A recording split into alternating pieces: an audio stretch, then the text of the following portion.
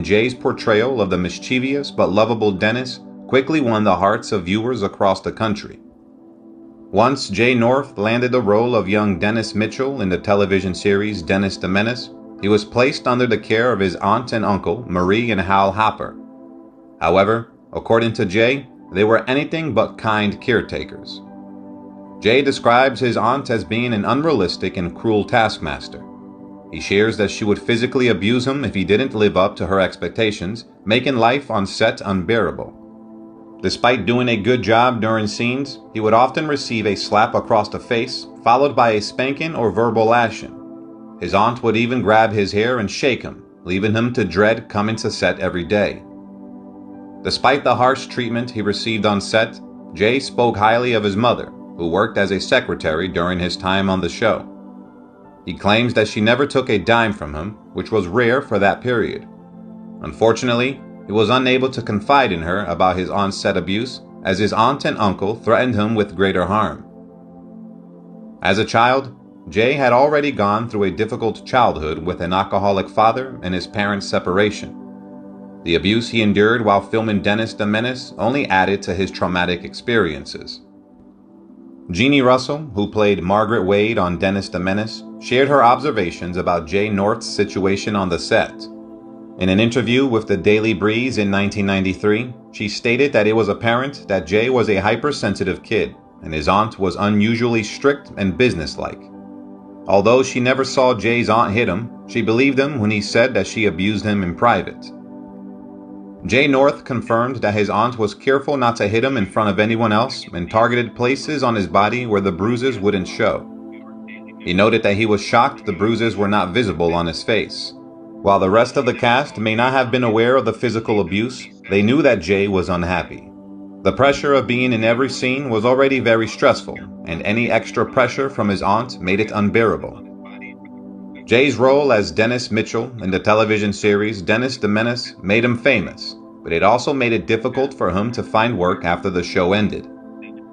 Despite making guest appearances on shows like Wagon Train, The Man from the United Network Command for Law and Enforcement, The Lucy Show, and My Three Sons, Jay found himself struggling to get roles that didn't typecast him as Dennis. In 1966, Jay starred in the feature film Maya, which led to a television version that he starred in for a single season a year later. His last starring role was in the 1974 film The Teacher. By the time he reached his early 20s in 1987, Jay's acting career had begun to fade. With diminishing hopes of rediscovery in Hollywood, he decided to join the United States Navy. However, his past as a child actor made things difficult for him in the Navy. Jay faced constant berating from his shipmates and superiors. After leaving the Navy in 1979, Jay acted here and there, but he eventually retreated from public life and fell into some pretty dark times. Despite the struggles he faced, Jay had a saving grace in his life. His mother had put all of his Dennis the Menace money into a trust fund and, through investments, parlayed that into more than enough money to keep Jay going.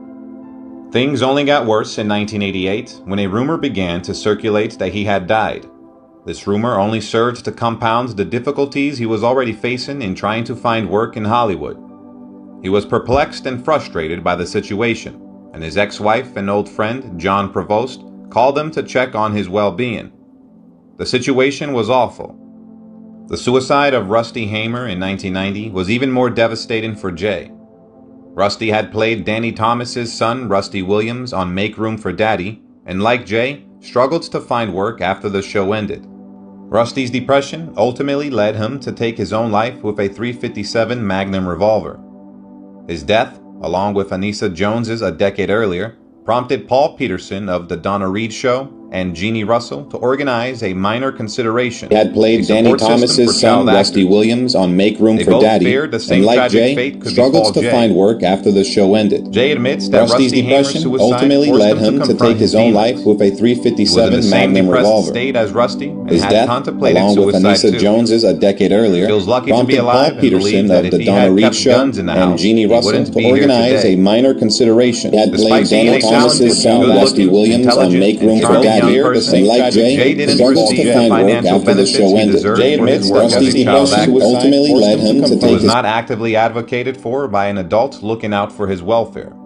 It's a classic example of what can happen to a child with such attributes without proper support. With the assistance of Paul Peterson, another former child star and founder of the benefits organization for a minor consideration, Jay found a therapist not actively advocated for by an adult looking out for He his moved to welfare. Florida with his third It's a wife classic and took a example job of what as a can happen corrections to a officer, child with where he such confronted his attributes without past proper and spoke support. about the abuse he underwent as a With child the actor. assistance of Paul Peterson, Despite another the former child difficulties he star, faced, and founder Jay of remains the grateful for the joy he brought to people as Dennis the Menace. He has found some peace with his past, but he continues on a journey of self-discovery. It's a classic example Thanks for of what can watching. happen to a Goodbye. child with such attributes without proper support. About the abuse he underwent as a child With the actor. assistance of Paul Peterson,